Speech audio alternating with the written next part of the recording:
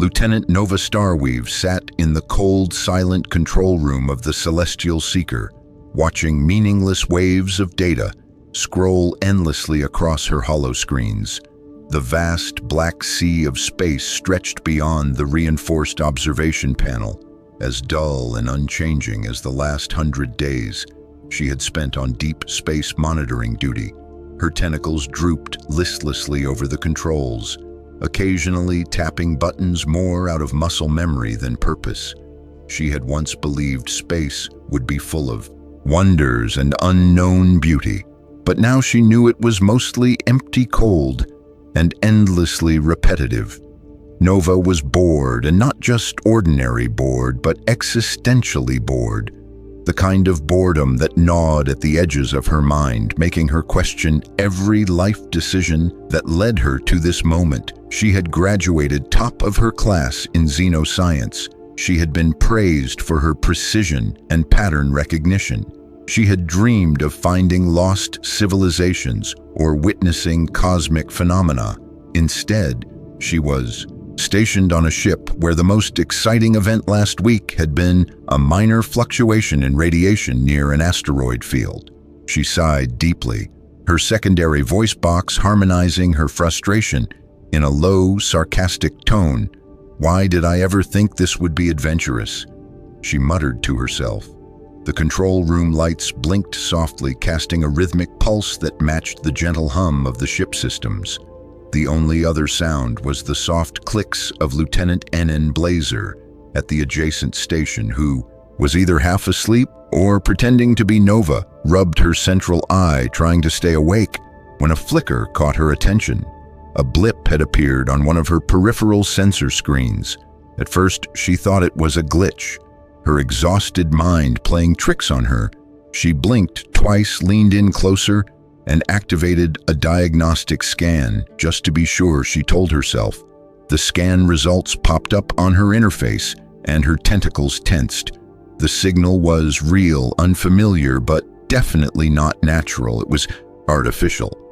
It had the structure of an intentional transmission. The frequency was unusual, the modulation pattern unique. Nothing in the known galactic archives matched it. Exactly the kind of anomaly she was trained to recognize. Her heart rate increased. She slapped herself gently with one tentacle to make sure she was not dreaming, drawing a concerned glance from Blazer, who raised a tendril in silent inquiry. She ignored him and re-ran the scan. Then again, a third time, the result was the same. Each time, it came back stronger and clearer. She initiated a cross-reference with the theoretical models stored in the research database. The system churned for a few seconds before the ship's AI chimed in. Signal confirmed, probability of match. With human origin, 97%. Nova froze. All three of her eyes opened wide, staring at the screen in disbelief. The word human echoed in her mind, like a forgotten song remembered in a dream. It could not be. She laughed nervously, trying to mask her growing excitement and confusion. "This is probably some kind of mistake," she said to no one in particular. Even as she said it, her tentacles were flying over the controls, running further tests, requesting visual telemetry, triangulating signal origin, and comparing it to every known artificial structure in their archives. Just then, the door to the monitoring room hissed open. Commander Axel Brightclaw stepped in his towering form, casting an imposing silhouette against the doorway. His ceremonial crests were gleaming as usual, and his uniform adorned with enough medals to qualify as improvised armor. He looked as if a military manual had come to life and decided to become a peacock. "Lieutenant Starweave," his voice boomed, "what have you found? And please do not tell me it is another mating ritual of the space whales." The last one caused a third of the crew to request trauma counseling. Nova gestured at her display, her tentacles twitching with nervous energy. "Sir," she said, trying to keep her voice steady, "I think we have detected a human ship." Commander Brightclaw's posture shifted subtly. A slight deflation of his upper crests signaled disbelief. "Lieutenant," he said slowly, "have you been sampling the Zoral juice again? I told you that stuff makes you think in extra dimensions." Nova shook her head. "No, sir, I am completely sober. I ran every diagnostic 3 times. This is not a hallucination.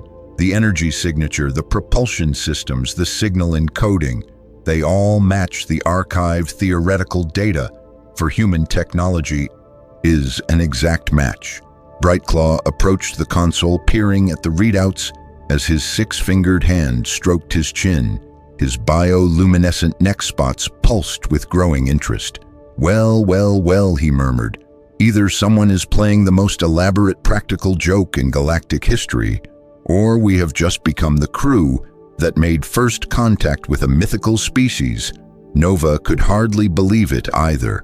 In training, they had laughed about humans, calling them bedtime stories, used to scare hatchlings into good behavior. Tales of deathworlders who drank toxic liquids, who danced with radiation, who wrestled black holes and used fire as seasoning.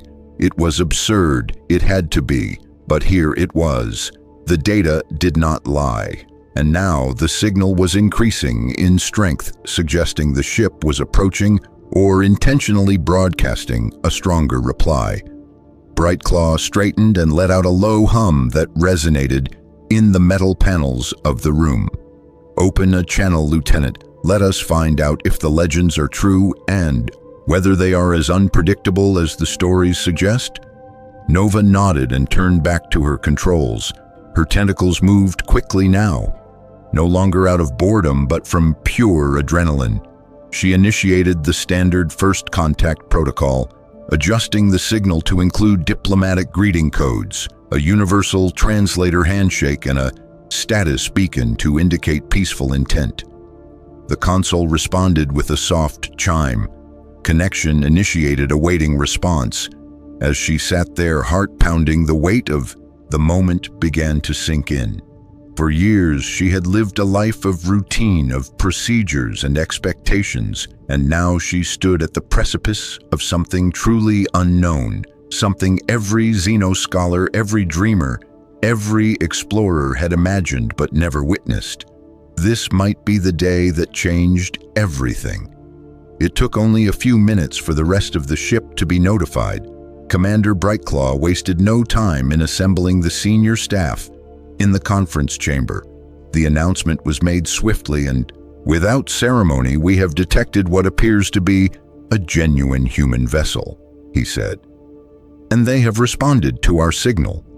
The room erupted in a chorus of surprised noises, from hisses to hums to clicks, and even the occasional squawk. It was clear no one had truly believed the myths. Not really. Chief Engineer Sparkforge, whose crystalline body shimmered with distress, exclaimed loudly, "Impossible humans do not exist. They are just cautionary tales. Next, you will be telling me the space chicken is real." 2 security officers, Steelclaw, raised all 4 arms. "Actually, my great-aunt once said she met a human, but she also claimed she arm-wrestled a sentient nebula, so maybe not the most reliable source."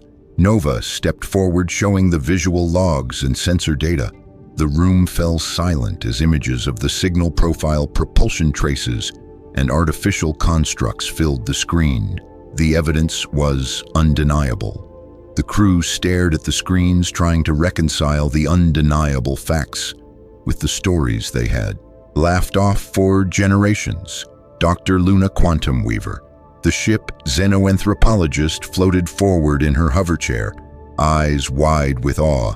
"This is unprecedented," she said breathlessly. "Do you realize what this means? Every theory we have held about human mythology could be based on historical fact. This could redefine xenosociology, galactic evolution, and even ancient contact theories." Nova tried to remain composed, but even she felt the weight of what they were uncovering. One part of her was still that cadet, staring at the stars, hoping for wonder. The other part was a disciplined officer, preparing for first contact with a species that might just be the most unpredictable force the galaxy had ever seen. Commander Brightclaw addressed the crew again. Everyone return to your posts. Prepare for potential docking and visitation protocol. We may be dealing with a living legend, and for those of you with wagers in the mythological species betting pool, congratulations. You owe me 50 credits. As the crowd dispersed, Nova remained for a moment, staring at the final image on the screen, a ship. Sleek, powerful, beautiful in a strange, terrifying way. It radiated energy and patterns no other species used.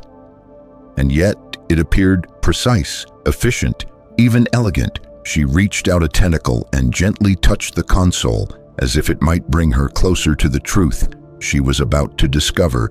This was real.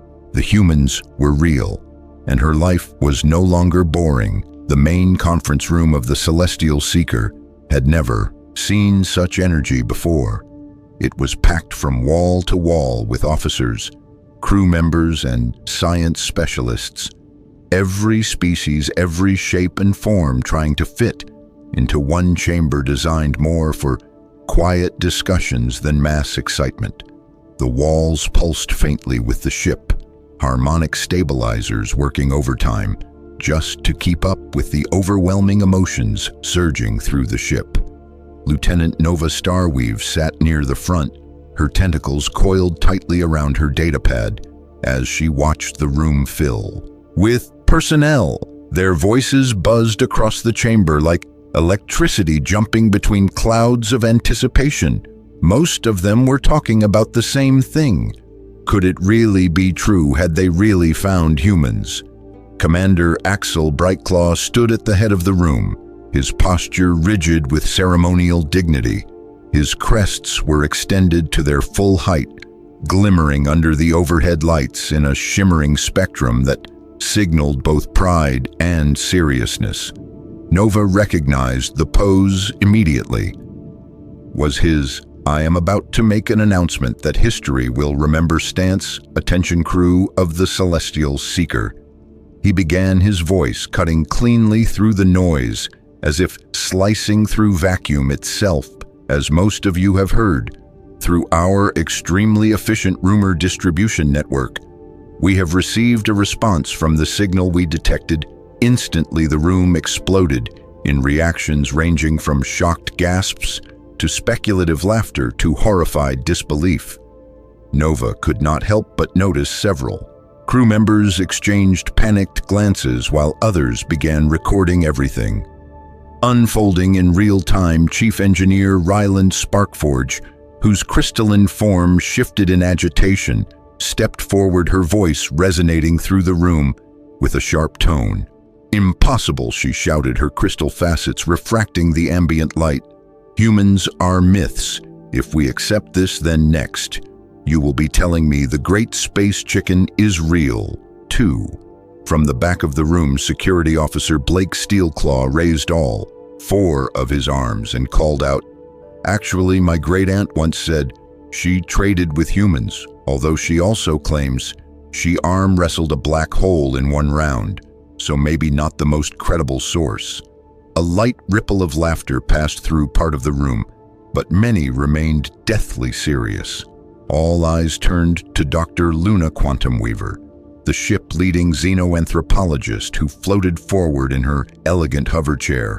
Her antennae twitched with what Nova recognized as academic ecstasy. While humans have long been regarded as fictional or at best exaggerated, the evidence supporting their historical existence is considerable, she said confidently. Consider the ancient records, the artifacts, the recurring mythological references across hundreds of species. The patterns are too consistent to be coincidence.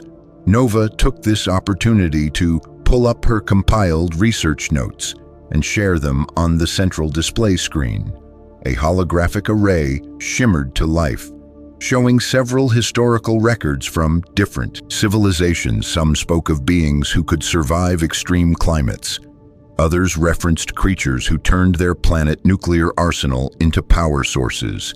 And one particularly ancient scroll from the Orion region described a species that drank toxic stimulants to extend their periods of productivity. Several murmurs ran through the crowd, and communications officer Jade Nightwhisper added with a smirk, "Do not forget the story that claims they consumed coffee, a substance so dangerous it could induce cardiac failure in most known life forms." Commander Brightclaw cleared his throat with a low rumble, a sound remarkably similar to an ancient engine struggling to start. Whether or not we previously believed in humans is no longer the issue. The signal matches every known model of human technology, and more importantly, they have replied to our hails. The room went still, silent, so silent that the ambient buzz of the ship systems became almost deafening. Nova blinked, trying to process the enormity of what had just been said. They replied, "That means they are not just real. They are active. They are traveling, communicating, existing as a living species in the present day.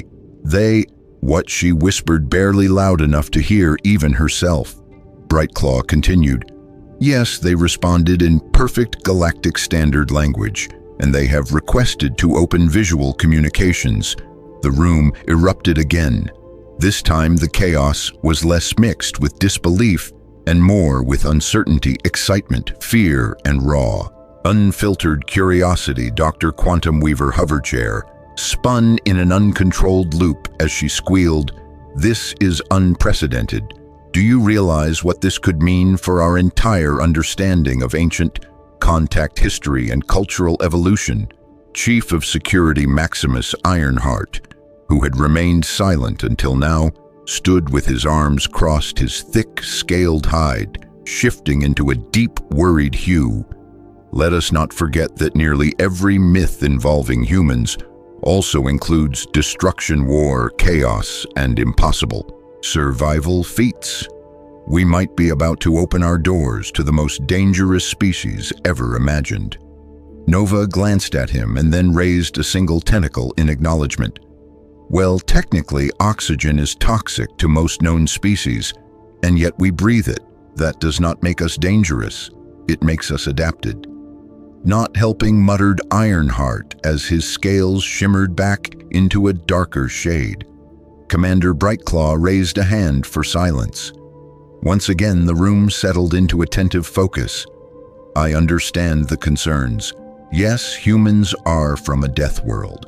Yes, they are said to have survived high radiation, intense gravity, and unthinkable climates. They invented coffee, which by all accounts sounds terrifying." A few nervous chuckles spread through the room. But if they meant us harm, they would not be reaching out peacefully. They would not communicate. They would not offer visual interaction.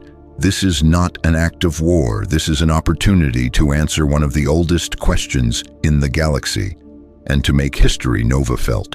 Her tentacles tighten around her datapad. She could not argue with that logic. The data did not lie. The message was not hostile. The energy emissions were not weapons-based. The ship architecture was unmistakably human, according to every model they had trained on.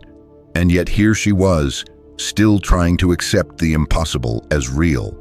"I am not ordering anyone to participate," Brightclaw said more softly, "but I am assembling a team for the first contact exchange. I will be initiating visual communication. Will lead the mission personally. Are there any volunteers?" Nova's hand went up before her brain even registered the action. Around the room, other appendages, limbs and extremities of various shapes and sizes, slowly followed suit. Even Dr. Quantum Weaver seemed to levitate a few extra inches off the floor in sheer excitement. Brightclaw looked around, clearly proud of the bravery his crew displayed. "Very good, Lieutenant Starweave. You will be on the primary contact team. You discovered the signal, and your presence is essential, Dr. Quantum Weaver. We need your cultural expertise and analysis. Anyone else willing to face the legends of humanity, step forward now." The response was overwhelming. Even those who had just expressed fear and doubt now saw something bigger than fear. This was history unfolding before their very eyes. Before dismissing the room, Brightclaw turned back to Nova with a quiet question, his crests rippling with curiosity and something deeper. "Sir," she said before he even asked, "what if the legends are true? What if they are as extraordinary as we always believed, but in ways we never expected?"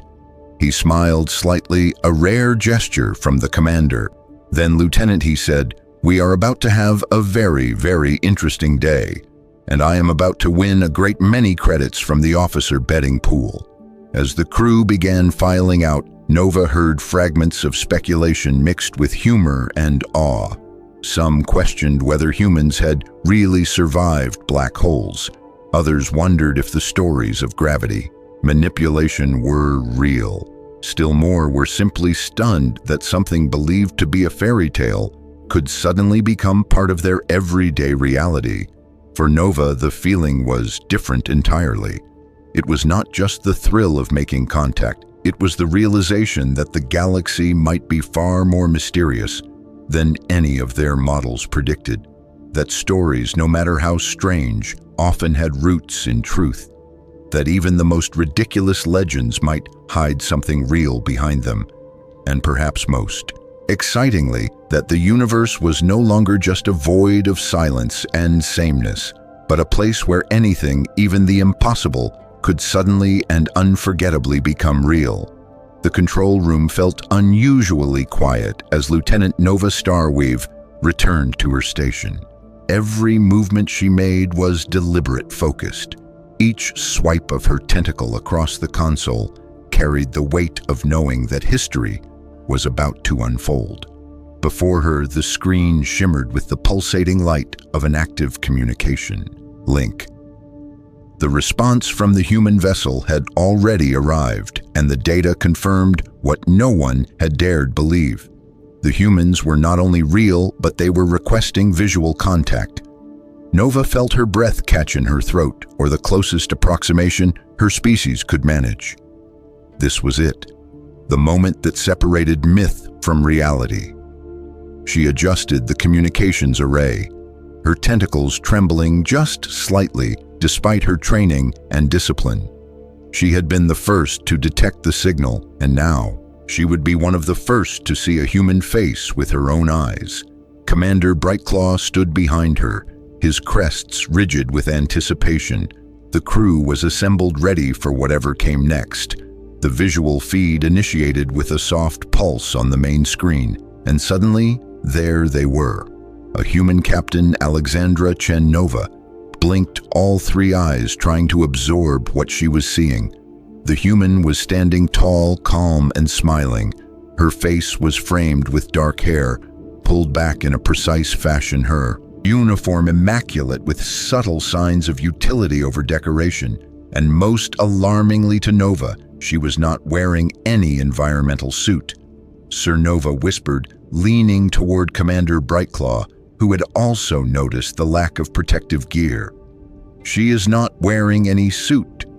How is she not being crushed by their gravity?" Before Brightclaw could respond, the voice from the screen cut in, smooth and warm. "We can hear you," Lieutenant Chen said with an amused smile. "And no, we do not need protective gear. This is our natural environment, though I understand why that might seem strange to you." The bridge crew stood in stunned silence. Enan Blazer fainted to the floor, though, as Nova noted, that happened to him at least twice a week, so no one rushed to check. The ship AI chimed in with a steady voice, announcing proximity readings. Human vessel now within 5,000 units, matching speed and trajectory. Their navigation systems appear to be operating on manual input. Nova turned toward Brightclaw, who looked visibly confused. "Sir, are they piloting by hand?" Captain Chen confirmed with a nod. "While we do have automated systems, we prefer manual control for delicate maneuvers," Night whispered. The communications officer blinked slowly, her bioluminescent patches flickering in disbelief. But according to our records, humans have reaction times measured in full seconds. How is manual control even possible? A common misconception, Chen replied. Would you like a demonstration? Before anyone could answer, the human ship, the TerraVenture, performed a precise spiral maneuver around the celestial seeker. The movement was fluid, impossibly smooth, maintaining exact distance and completing a full rotation in under 10 seconds. The bridge crew watched speechless as the human vessel returned to its original position, as if nothing had happened.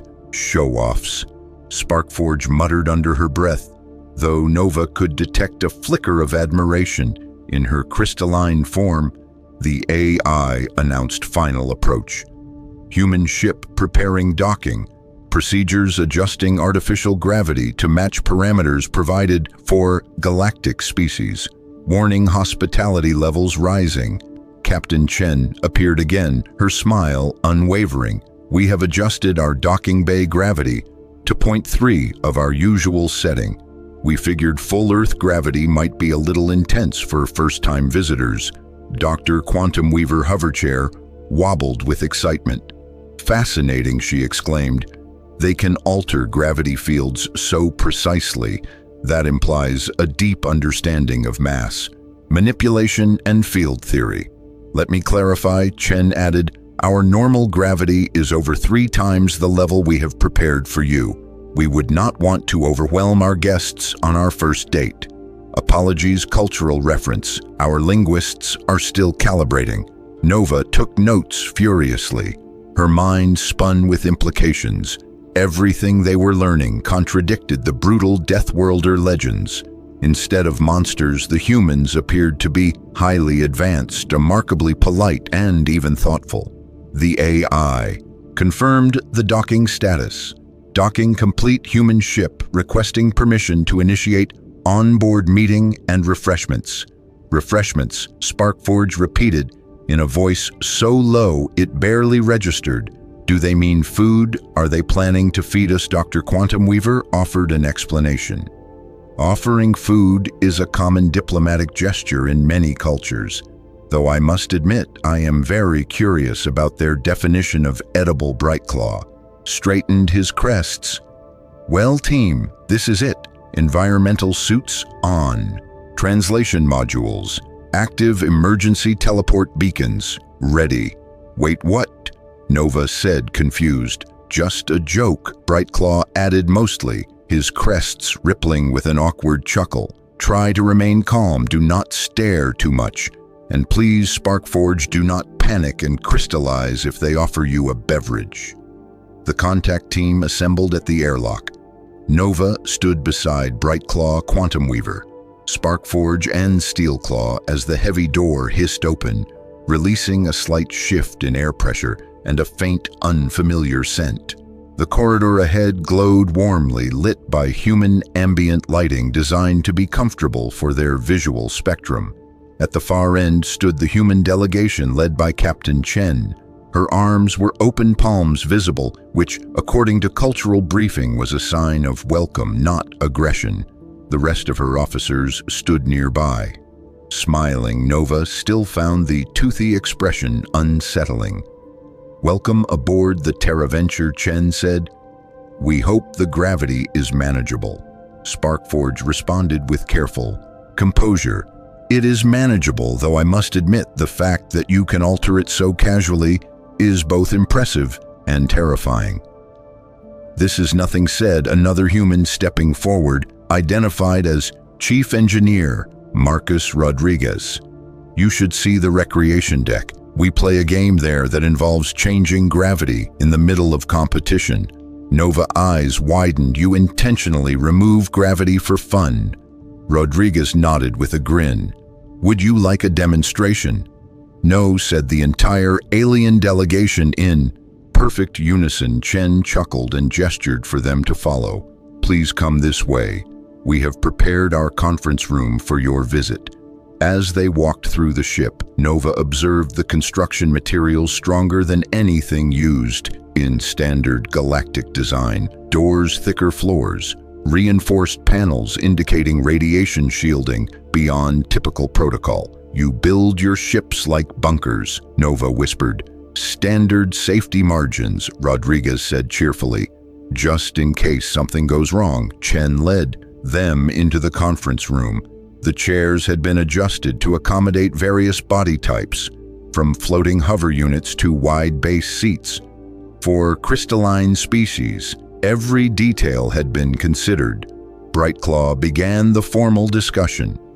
"We have many questions about your species and your reappearance, but..." He paused as a sharp beeping alarm interrupted the moment. A nearby panel blinked red. "Oh, no," Rodriguez said, looking at the panel. "Someone tried to make toast again." "Toast," Nova repeated, confused. "Chen explained bread that we deliberately burn a little for flavor." The aliens stared in horror. Quantum Weaver antennae froze in perfect symmetry. "You burn your food intentionally. It improves the flavor," Rodriguez said quickly. "But wait until you hear about barbecue."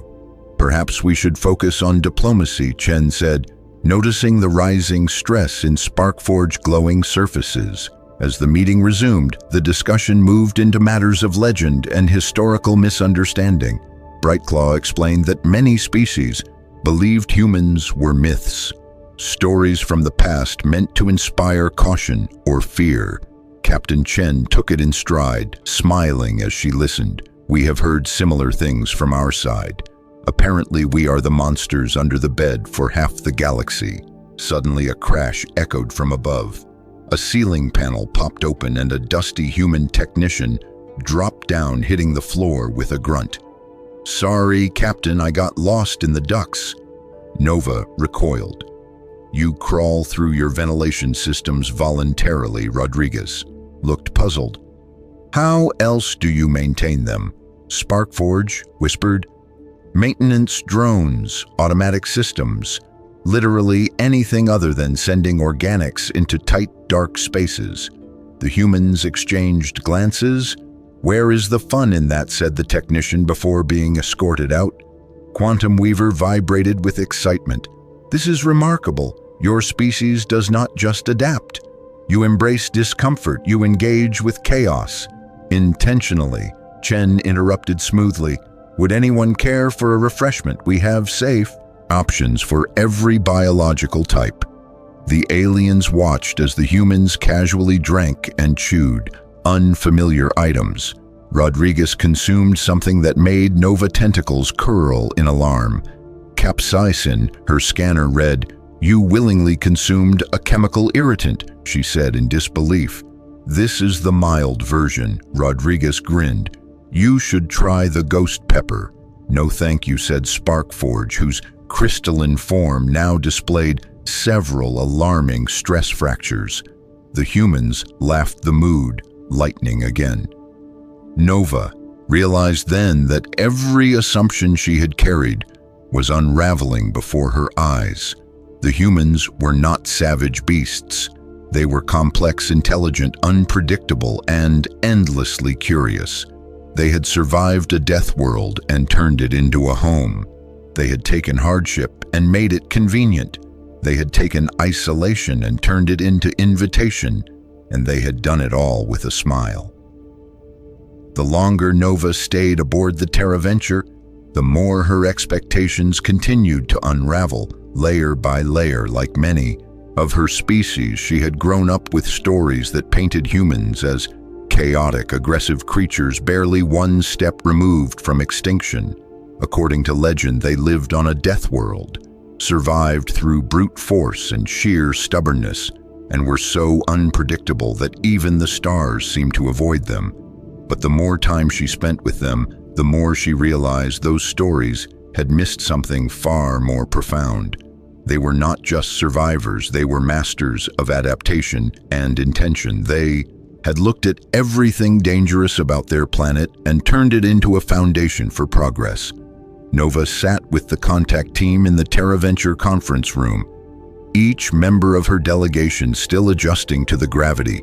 Even at its lowered level, Dr. Quantum Weaver hoverchair hovered just slightly above the ground, her antennae twitching rapidly as she recorded every word, every movement, every cultural nuance. Across from them, the human delegation remained calm, open, and even kind. They spoke with confidence but never arrogance. They explained their customs patiently. They asked thoughtful questions and listened to the answers. Commander Brightclaw cleared his throat, a deep rumble that quieted the room. "Let me be honest," he began. "We expected you to be something else. Our records described your kind as unstable, as dangerous, as barely contained force." Captain Chen nodded slowly. "I understand. We have heard similar accounts about how we are perceived in distant parts of the galaxy. Some of it we have earned, but much of it comes from misunderstanding." Sparkforge shifted in her seat, her crystalline body making faint clicking sounds. "Every system we have encountered on your ship appears over-engineered by a factor of 5.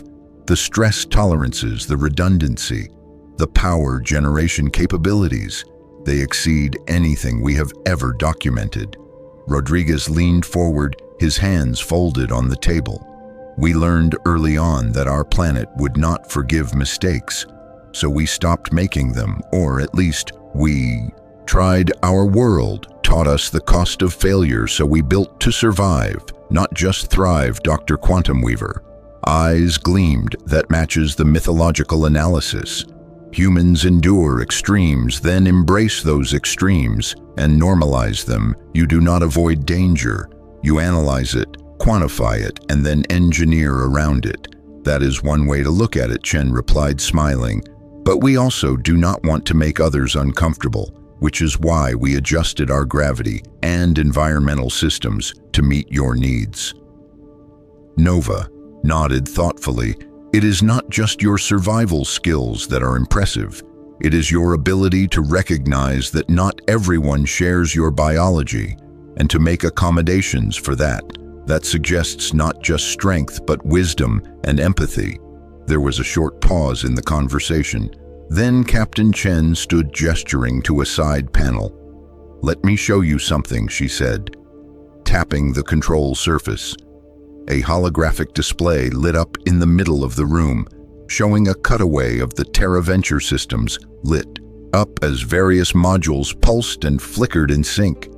Data streams danced across the image, showing thermal signatures, energy output, gravitational fields, and dozens of other metrics. "As you can see," Chen explained, "our ship operates with layered containment fields, shielding, and automated response protocols. We use a hybrid of fusion cores, antimatter reaction stabilizers, and quantum entanglement loops for energy redundancy." Sparkforge made a faint whistling noise. "That is not ship design, that is a planetary defense grid turned inward." Rodriguez chuckled. "That is not far off. We treat our vessels like ecosystems, each one built to sustain life no matter what happens." Nova stared at the image, absorbing every detail. It was beautiful but also terrifying. This was not a culture of chaos. This was a culture of control. Humans did not leave survival to chance. They designed it, engineered it, and protected it behind layers of thought and action.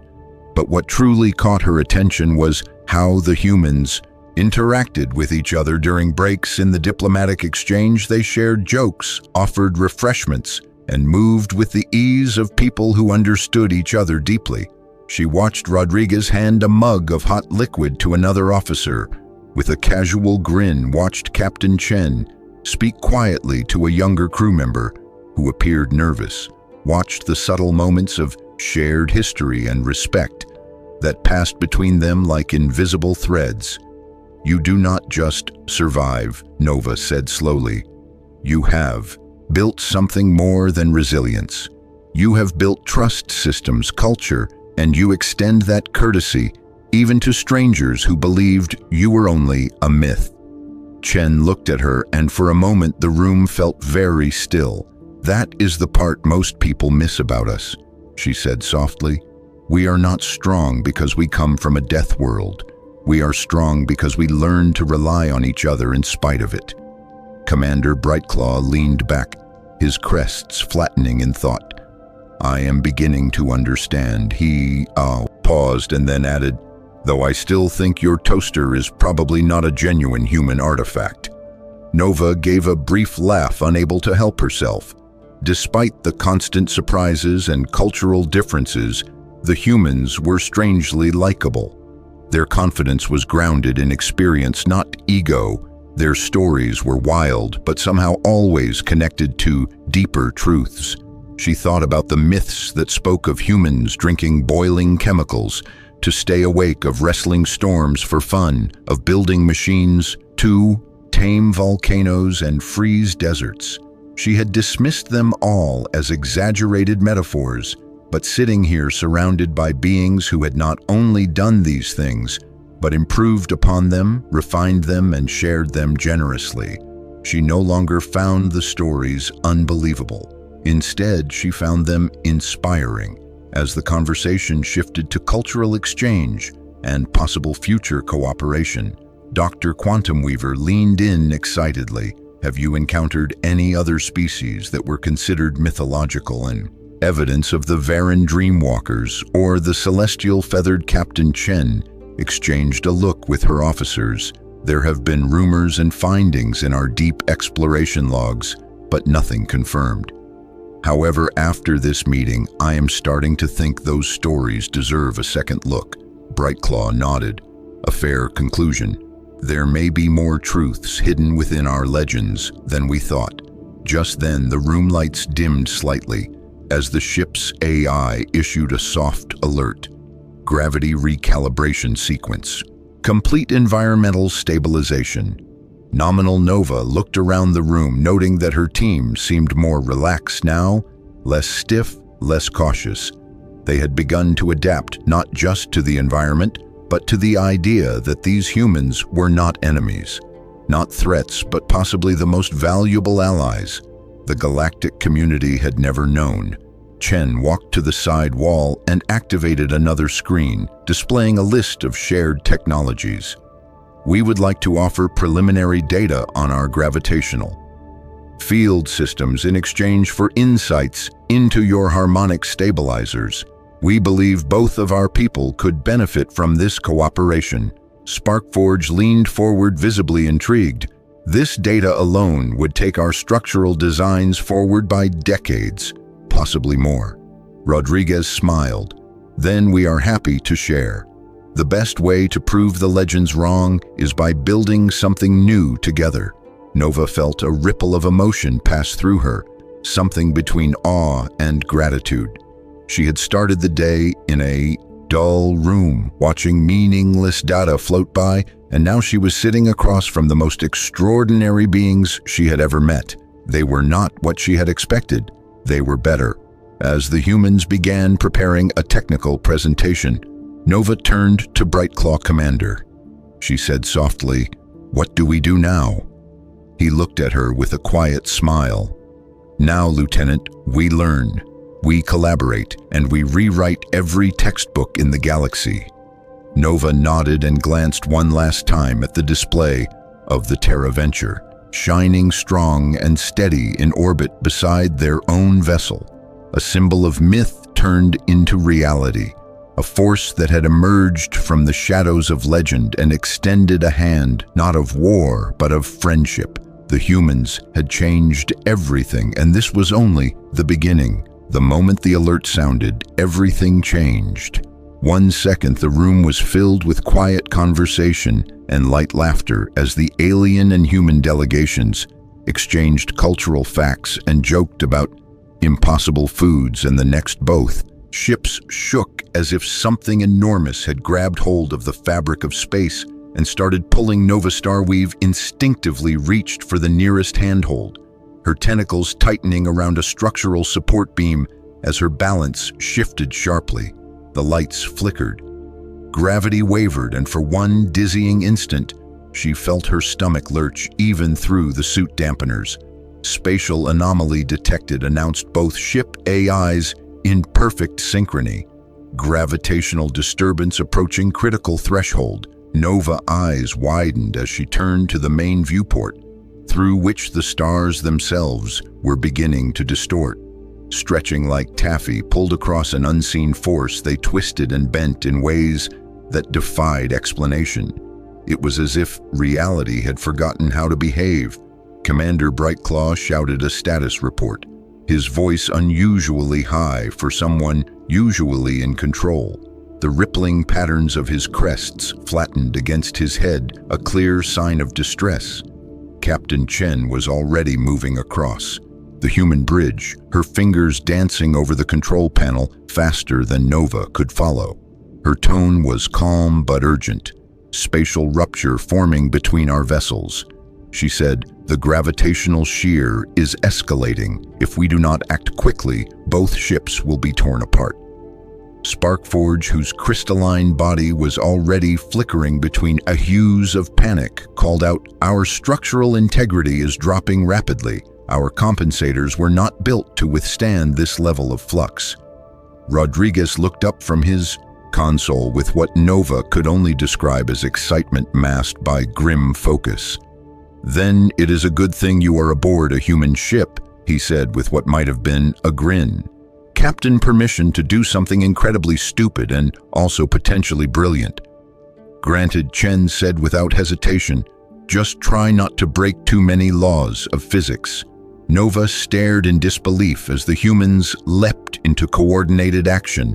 Rodriguez sprinted toward an engineering panel, opening access ports and manually rerouting power through a series of controls marked with symbols Nova could not even identify. Chen coordinated with both ships, instructing the AI to link gravitational compensator fields and synchronize emergency protocols. It was chaos, but it was also controlled, focused, precise. Somehow the humans were operating in the middle of a spatial collapse, as if it were a routine challenge. "We are going to extend our gravitational field around your ship," Chen explained rapidly. "Our compensators can absorb most of the stress if we time it correctly." "That is not possible," Sparkforge protested, her crystalline body now vibrating with energy. "The power requirements alone would collapse your fusion core." Rodriguez laughed over his shoulder. "Welcome to humanity, making the impossible possible since we first looked at a lightning bolt and decided to catch it." Nova braced herself as the human vessel powered up to levels she had never seen before. The readings on her own console were absurd. Fusion output spiking beyond safe. Thresholds magnetic field stabilization, pulsing with irregular yet somehow stable energy waves. Outside the viewport, the human ship TerraVenture glowed like a star power, surged from its hull, forming a shimmering cocoon of gravitational energy that slowly enveloped the celestial seeker. Nova felt the pressure change around her body, even within the suit, as forces twisted and flexed at the edge of comprehension. "It is working," Quantum Weaver exclaimed, spinning in her hoverchair, which was now floating sideways from the irregular gravity. "But the power consumption must be astronomical." "Nothing we cannot handle," Rodriguez said from his station, while redirecting enough energy to power a planetary colony. "Though we might have to cancel gravity wrestling for a week or two." "Gravity wrestling," Brightclaw repeated, his voice caught between amazement and horror. "You use this much energy for recreational activities."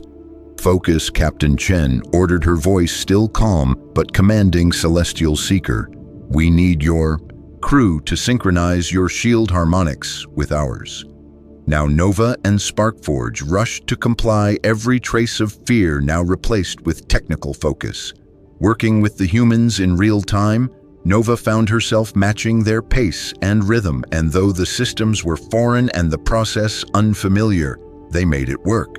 The next minutes blurred into a rush of numbers, readouts, alarms, and rapid instructions. Space continued to warp and groan around them, but together the two crews stabilized the shared gravitational envelope, shield harmonics, aligned compensators, Overloaded and redirected power systems surged and fluctuated. Nova caught glimpses of the human crew moving like dancers across the bridge, responding to each command with discipline and adaptability. They treated chaos not as a threat, but as a challenge. Eventually, the distortion began to recede. The stars beyond the viewport slowed their stretching and resumed their natural positions. The hum of the ship steadied. The lights returned to normal gravity settled evenly across the deck. Nova looked down at her screen. Readings normal gravitational interference collapsing. "We made it," she whispered. Rodriguez leaned back from his panel, his arms folded casually. "Well, that was fun," he turned to Quantum Weaver and added, "Remind me to never let you schedule peace talks during cosmic anomalies. You just channeled enough power to light up a solar system." Nova said, stunned. "You turned it into a localized gravitational net strong enough to shield 2 vessels during a spatial rupture. And your only complaint is about rescheduling games." Rodriguez shrugged. "The crew gets cranky when we move the tournaments." Chen smiled at the alien delegation. "I think what my engineer is trying to say is that we have a lot of practice turning disasters into inconveniences. It is sort of our thing." Commander Brightclaw took a long, deep breath, his crests returning to a more composed posture. "Your methods are unorthodox. Your behavior often borders on irrational, but your results are undeniable." Nova looked around the room now filled with both human and alien officers, speaking, exchanging data, comparing notes. The fear was gone, replaced with mutual admiration. Perhaps that is the real secret to humanity. She thought, they do not just survive. They refuse to let the universe dictate terms. They adapt, adjust, and then help others do the same. Her mind replayed the last half hour in snapshots. The anomaly, the panic, the impossible maneuvering, the collaboration, the success. She had thought humans were legends, exaggerated tales told in quiet corners of the galaxy to inspire awe or fear. But they were real, and more than that, they were capable of something rarer than survival. They were willing to risk everything to save not only themselves, but those around them. They had protected the Celestial Seeker when they had no obligation to do so. They had stepped into danger without hesitation and responded with innovation, courage, and community. Nova finally relaxed, letting her tentacles ease from the support beam. She exchanged a glance with Quantum Weaver, who was already drafting a new academic thesis titled Human Emergency Response Patterns: Implications for Interstellar Disaster Protocols. Rodriguez approached with a grin. "You held up pretty well, Lieutenant, for your first near-death gravitational anomaly." Nova nodded slowly. "I have no words for what just happened." "Good," Rodriguez said, then grinned. "Because I have several, and they are all unprintable." Chen clapped her hands, once drawing attention back to the center of the room. "Let us document everything we just did, and then maybe get some rest. We all deserve it." Brightclaw turned to Nova, his tone softer than she had ever heard. "You did well, Lieutenant. You stayed focused when it mattered most. I am proud of you." "Thank you, sir," Nova replied honestly, "but we all did it together." "That is the human way," Brightclaw said quietly, turning chaos into collaboration, as the crew of both ships worked side by side to review the data. Nova could not help but think about how much had changed in such a short time. The humans were no longer a myth. They were comrades, collaborators, and possibly the most important discovery in recent galactic history.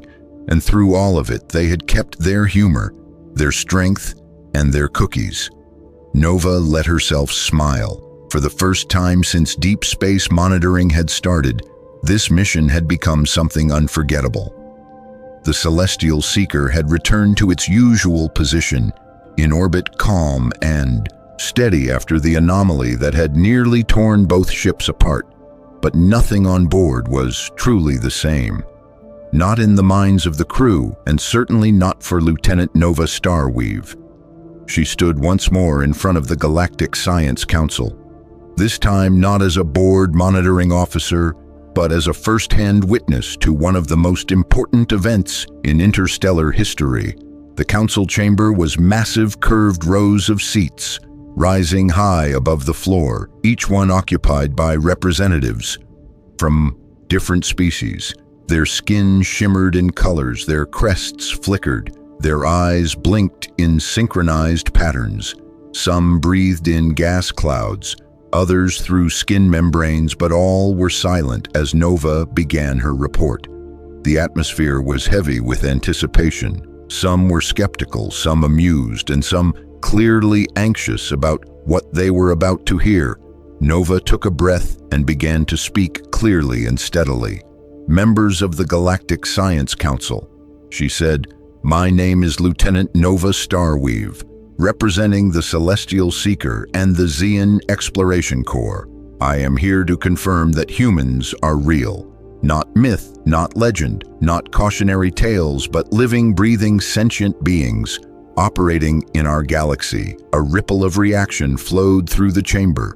Low murmurs, crests, twitching spots, flickering, some council members already leaning toward their neighbors, whispering in disbelief. Nova waited for the room to settle before continuing.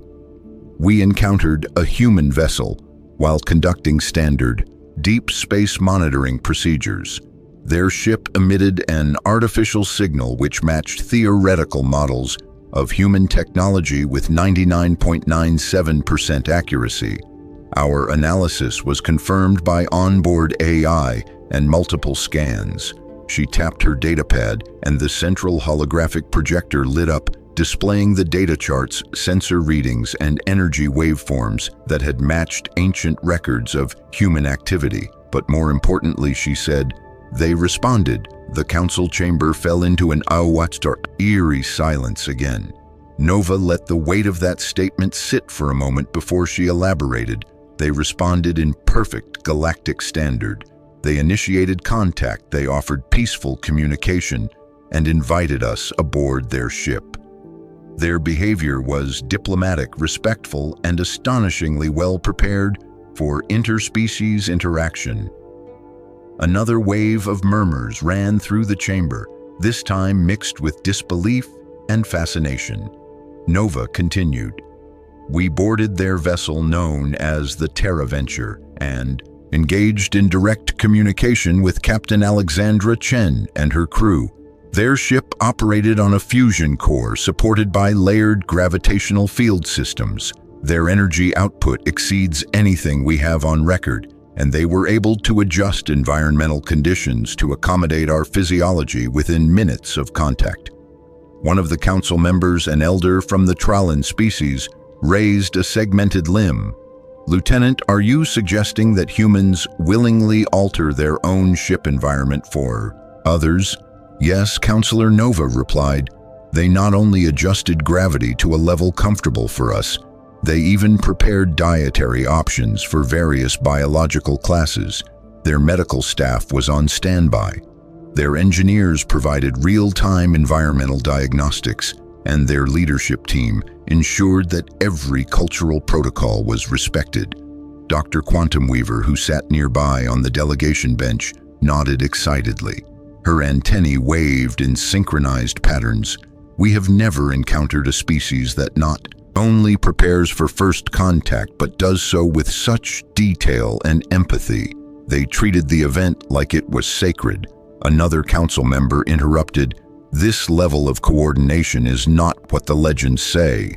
The stories describe them as reckless brutes from a death world prone to violence and disorder." Nova acknowledged the comment respectfully. "Yes, that was our belief as well. But those assumptions are not supported by the evidence. Instead of chaos, we found control. Instead of hostility, we found compassion. Instead of myth, we found reality." She motioned toward the projection again, where new visuals appeared. the Terraventure spinning gently in orbit, the crew interacting with the alien delegation, real footage of collaborative problem-solving, and even a brief image of Rodriguez manually adjusting a fusion valve with sparks flying around him.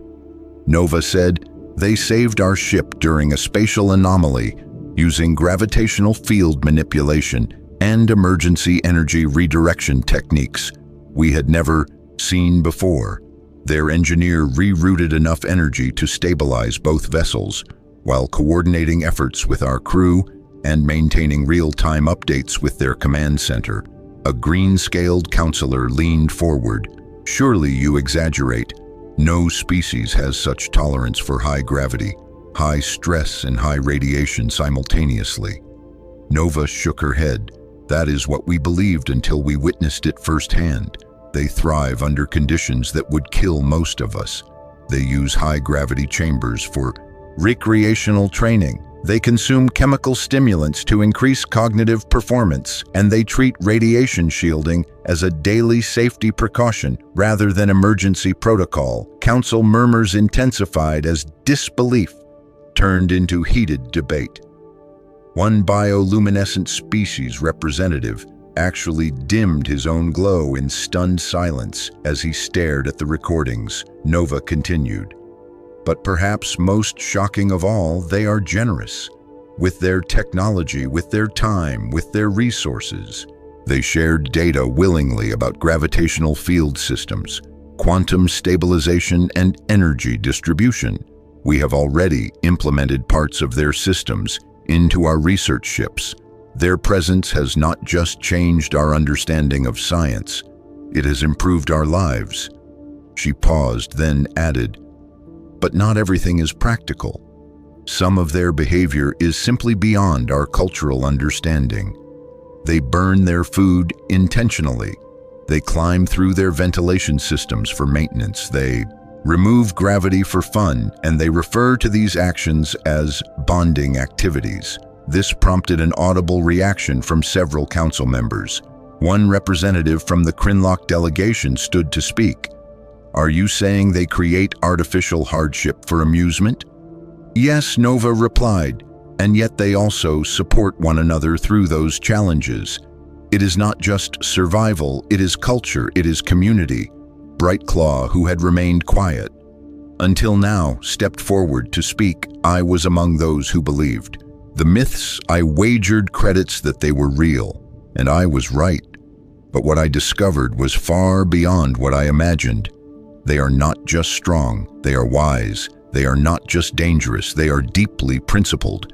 The chamber quieted again as the council absorbed his words. Nova said, "And yes, they really do consume beverages with chemical stimulants called caffeine. They really do eat substances most species would classify as corrosive. They really do laugh in the face of stress and call it a Tuesday."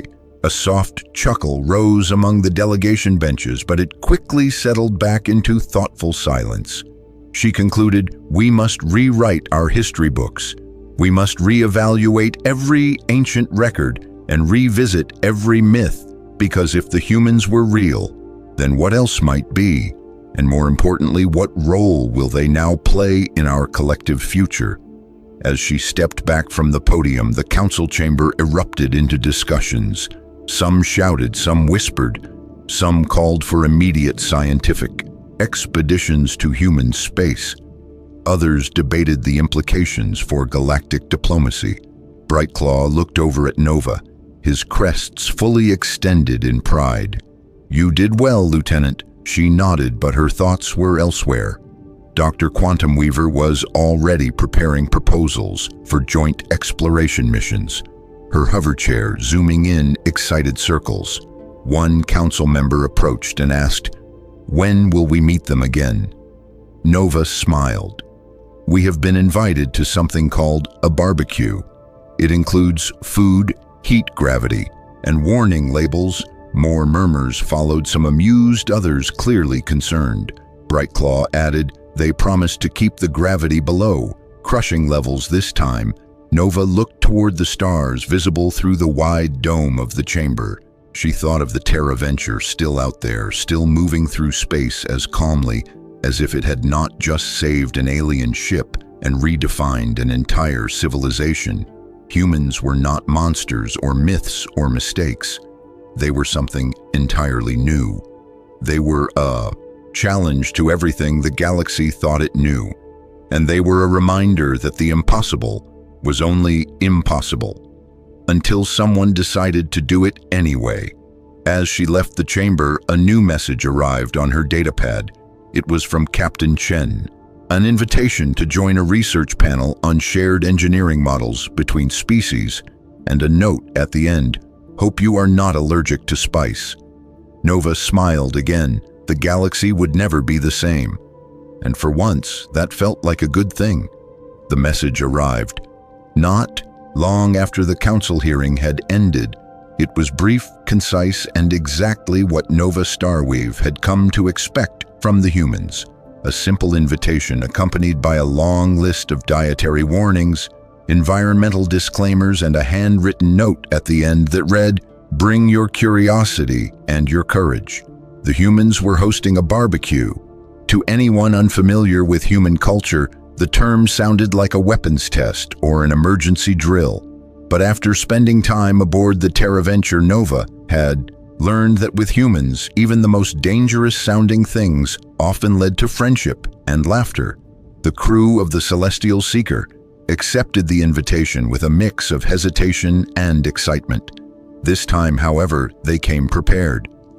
Environmental suits adjusted, translation modules updated, psychological preparation completed. Everyone had read the manuals, or at least pretended to. Nova stood once more at the airlock, this time without the tightness in her chest that had accompanied the first contact. Now there was something else, a sense of expectation, of anticipation of something new, waiting just beyond the next door. Commander Brightclaw stood beside her, his ceremonial crests slightly more relaxed than before. Even Sparkforge had recalibrated her internal stress responses, though she still carried a sensor tuned specifically to detect any sign of capsaicin. The airlock opened, and they stepped once more into the gravity-adjusted docking corridor. The lighting was warm, the temperature perfect, and the faint smell of something smoky and sweet drifted through the corridor like an invitation. "Welcome back," Lieutenant Chen greeted them at the entrance, this time dressed in something more casual but still functional. Her smile was genuine, her body language relaxed. "It is good to see you again."